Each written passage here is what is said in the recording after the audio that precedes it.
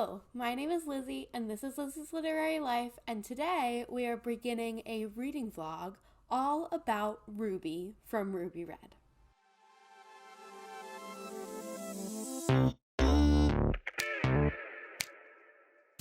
So this is the first in a series wherein I'm going to be doing reading vlogs all about all of my bookish friends because we put together, and we've done this in the last couple years. I participated last year, but they've done this longer than this, where each of us put together a list of our favorite books of the year, and each person reads one off each list. Now, last year, you may remember, in January of 2023, I read a random selection from every person's list, and that was a little crazy. And this year, I couldn't decide whether I wanted to read a book of my choice from each list or a random selection for each list. So I decided to do both. And so I'm in this video, I'm going to be reading actually 3 books. I'm going to be doing this for each of my friends who are participating. So I'm going to be reading my choice from their faves of 2023, a random selection from their faves of 2023, and a book that they have personally recommended to me that they think I will love. And we are starting with Ruby from Ruby Red. Now, I have her list up here. There are a couple on here that I have already read, but my choice from this list is going to be The Charm Offensive by Alison Cochrane. So I've been wanting to read this. My friends have very mixed opinions about it because I know Danielle hates it, but Martine loves it. So it's like, you know, it's contentious. And Ruby loved it. So, and if Ruby loves a romance, that's definitely a sign that I'm going to love it. I think Ruby and I have very similar taste, especially considering 2 of the books on this list were 4 or 5-star books of mine. So that's very exciting. So I'm really excited for Ruby's picks. And the first one I'm going to be reading is The Charm Offensive. Then we're going to do our random pick. So how many are on this list? There are 8 on this list, and 2 of them I've read, and 3, the third one was The Charm Offensive, my pick. So I'm going to random select 1 through 5 and just do the ones I haven't read or already selected. So we are generating. Ready? 3. Okay, the third book, the first one I've read. So number 1 was Summer Water by Sarah Moss. We're not reading that. Number 2 was, oh my God, I know what it is, Migrations by Charlotte McConaughey. We're not reading that. And number 3 is What My Bones Know by Stephanie Fu. And she says, in parentheses, this is rough, you guys. So that's what I'm reading. Honestly, I would have preferred any other book on this list, because I know this is going to be heavy. It's like a book about complex trauma, nonfiction, I think. Cool. That's the deal when we do random selection. So that'll be 1. And then the last book, Ruby sent me a little video, so I'm going to pop it on the screen right here while I watch it. Hi, Lizzie. As usual, I've been kicked out of my house in order to film, and all of my Cute. usual places to perch are still covered with snow. So I'm here on the bottom of the slide, which is for some reason dry. I'm so excited to be the I first love to the personally slide. recommend a That's so book to fun. you. This is going to be a book that I really love, one of my all-time favorites actually, and I'm so excited for you to give it a shot because I do think you're really going to like it. This book is multi-generational, so it has a historical element as well, and you get to see like historical perspectives from a few different regions. Like it starts in one country, moves to another one, then goes back, I think. So there's Okay, a lot going pause. on. So she did say to me, I'm not 100% sure you haven't read this. And she says she had a backup choice ready if I have read this. And my prediction is a book that I have read is that it's Homegoing by Yajiasi. We're going to see. Unpause. And the writing is phenomenal. This author is just one that I love everything they've ever written that I've read. And it's also a book that I think brought some queer issues to the forefront of like the American mom book club circuit, Okay, which I don't not think had ever Homegoing. thought about intersex before, for example. And the book is Middlesex by Jeffrey Eugenides. Like I said, it's a multi-generational saga following 3 generations of this Greek family, and how the past, haunts the family for generations to come, and how difficult it is to grow up queer, especially when you maybe don't even know what queer is, and all the forms that queer can take. So I really hope this book holds up. Like, I read it a few years ago, and I thought it was a literary masterpiece, and I think of it very fondly to this day. So I hope that you can also think of it fondly once you read it. Good luck. That's so exciting. Okay. Okay. I don't know a ton about that book besides what Ruby just said, but I have heard of it before, I think, through Ruby. So yeah, Middlesex by Jeffrey Eugenides is, I don't know how you say that. I haven't seen it written out, but I think that's what she said. Um, Very exciting. Very exciting. So those are the 3 books I'm reading. I'm going to get my hands on them and hopefully start them very soon. I'll catch you up in the next update. Hello, good morning. It's really dark and it's raining, but I am about to start Middlesex by Jeffrey Eugenides. It's like 6:30 a.m. on Monday, December 18th, and I'm headed to work, and I am going to start the audiobook for Middlesex. It's a long audiobook. I think it's like 25 hours. If I'm wrong about that, I'll put it on the screen, or probably not. And yeah, I'm really excited. Oh my god. I'm really excited to get started with it. So yeah. You should look next time. Desdemona, only 11 or 12 and believing every word, so that now, as a young woman of 21, she still couldn't entirely disbelieve her mother's morality tales and examined the cocoon constellations for a sign of her own impurity. A dream she'd been having. She looked for other things too, because her mother also... So, initial update on Middlesex. I am finding it, so I listened to it on both my commutes today, there and back, and I'm at 12%.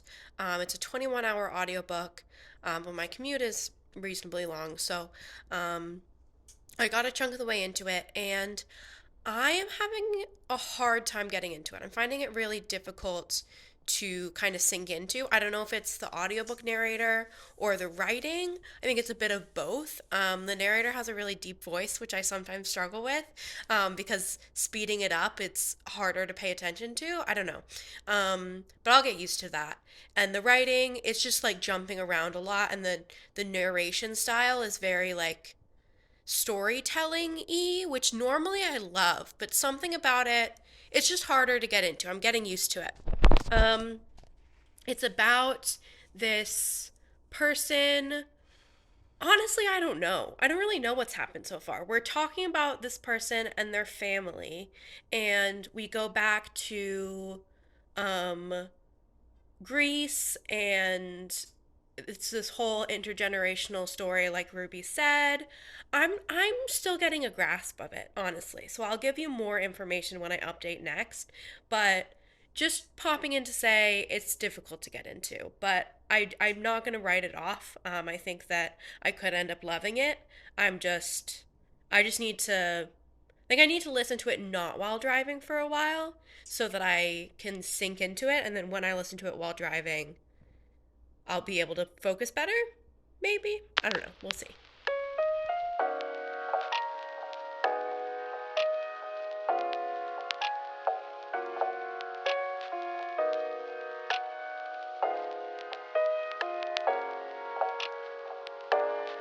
Okay, so I went to the library on my way home from work today, and I got these two so I can read these. I also have them on Kindle. I wasn't expecting them to come in from Libby faster than these did, but they did. I guess someone delivered later on both of them.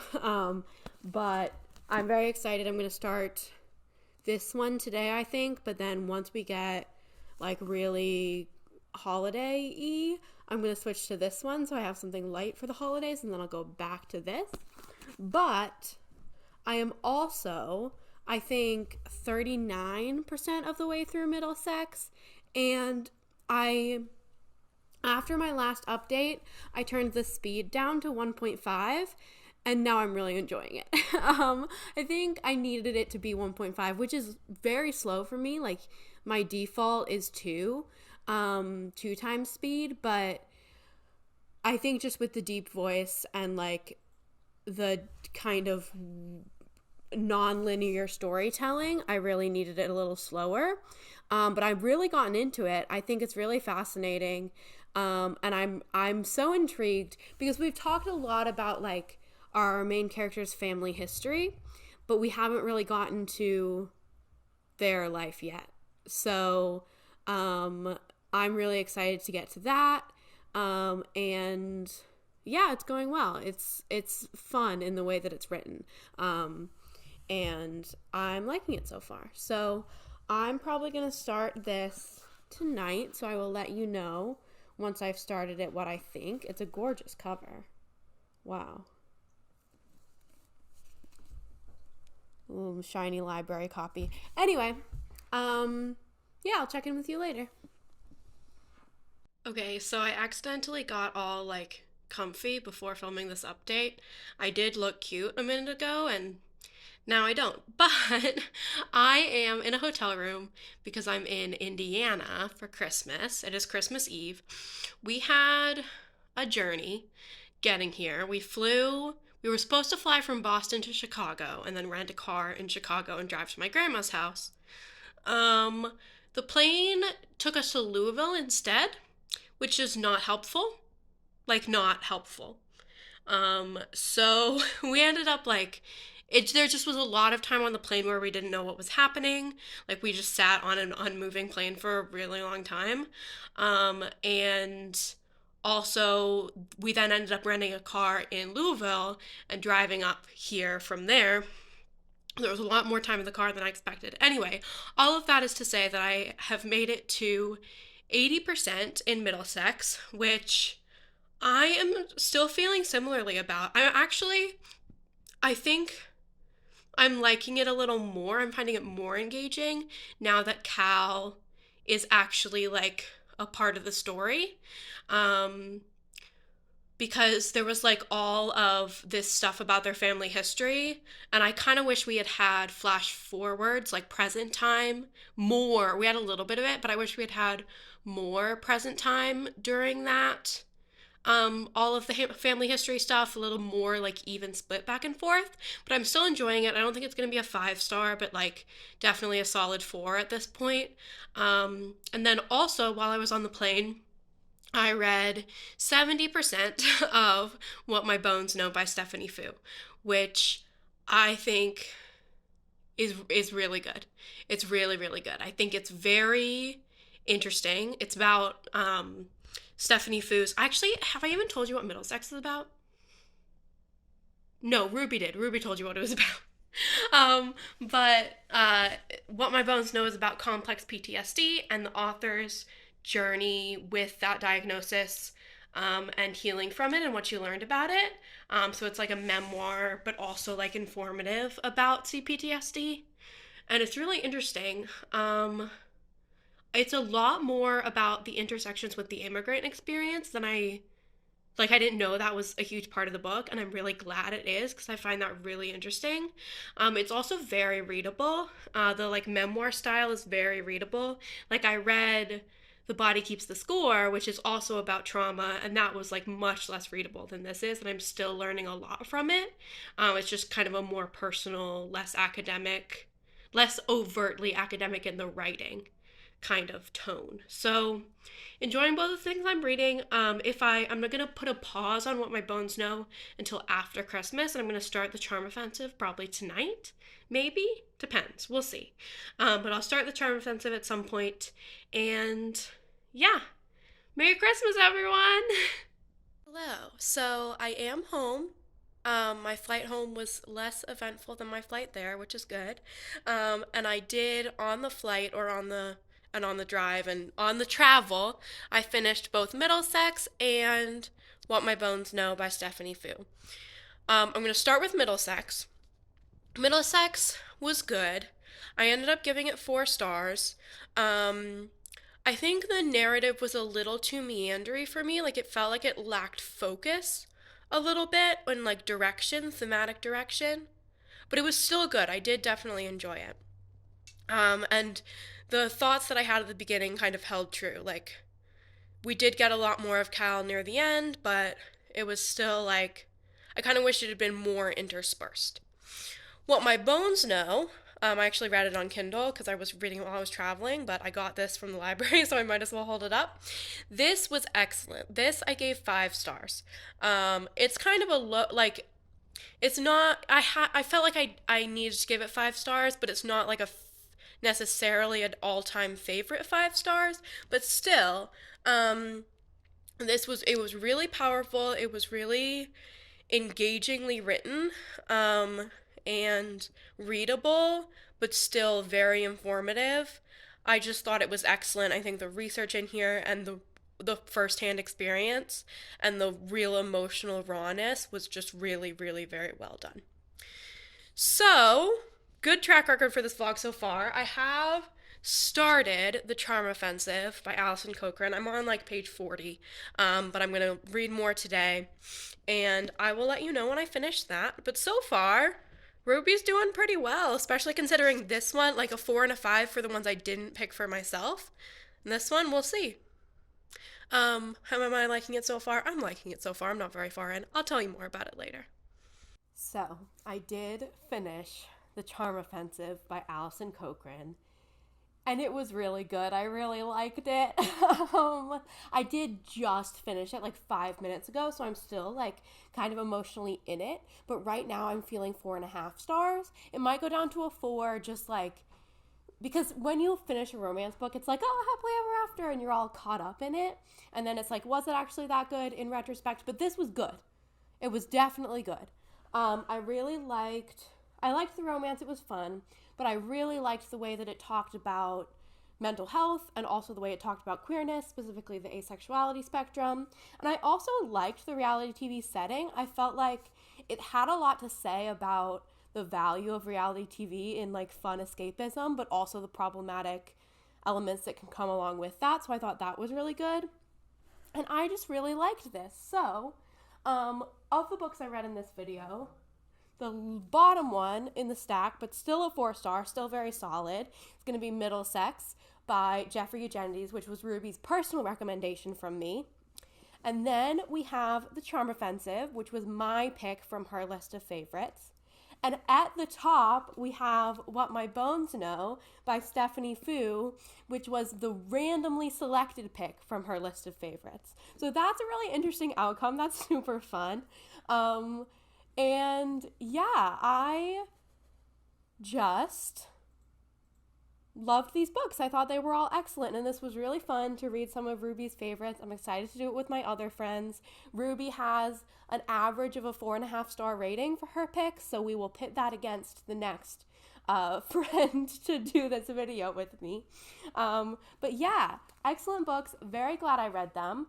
This will be my last book of 2023. I'm about to film my stats video.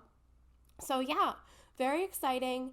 And comment down below if you have read or are interested in reading any of these books. I know this one is actually, like, at least among my friend group, kind of controversial because Danielle from Danielle Reads hates it. But I don't see why. I really don't see why. So, both excellent reads, plus Middlesex, excellent reads. Comment down below if you Comment down below something. Give this a like. And subscribe because we've got a lot of content coming. I don't know even what order videos are going to go up in. So you either have had a lot of content recently or have a lot of content coming. So make sure you're subscribed. Okay, bye.